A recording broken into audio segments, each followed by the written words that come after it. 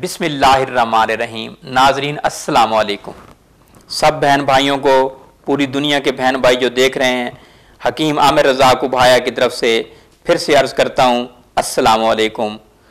उम्मीद है सब खैरियत से होंगे, और जो लोग खैरियत से नहीं हैं वो मेरी अल्लाह ताला की दी हुई नेमतों से इलाज करें, अपना वक्त और पैसा बचाएं, और जैसे मैं मैसेज देता हूँ वैसे उस पर अमल करें। इंशाल्लाह आप कभी बीमार नहीं होंगे। आप बीमार हैं, जिस बीमारी में मुब्तला हैं उस हवाले से मेरे लेक्चर्स मौजूद हैं, और आप मेडिसिन छोड़ दीजिए और अल्लाह ताला की नेमतों से इलाज करें।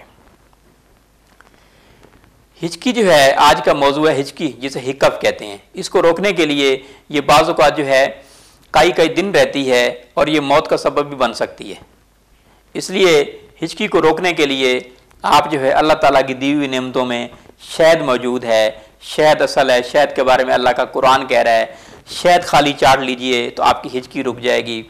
दूसरे नंबर पे हल्दी में शहद मिला लीजिए, ये थोड़ा सा चाट लीजिए, आपकी हिचकी फौरी तौर पे रुक जाएगी।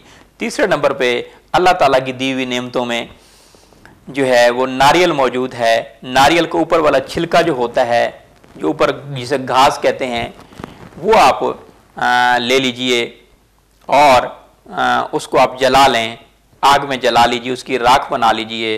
राख बनाने के बाद जो है उसको जमा कर लीजिए और जो है वो आप शहद में डाल के लें, या ऐसे आप 1 ग्राम 1 पुड़िया बना लें, पानी के साथ लीजिए। आपकी हिचकी जो है फौरी तौर पर रुक जाएगी। चौथा भी आपको इलाज बताता हूँ, बहुत सस्ता इलाज बताता हूँ हिचकी के लिए। तुलसी ले लीजिए, अल्लाह ताला की दी हुई नेमतों में तुलसी मौजूद है। तुलसी का जो शानदार इस्तेमाल करें। आप चाहें तो इसमें शहद भी डाल सकते हैं, तो ये भी बहुत मुफीद है। बहुत शुक्रिया।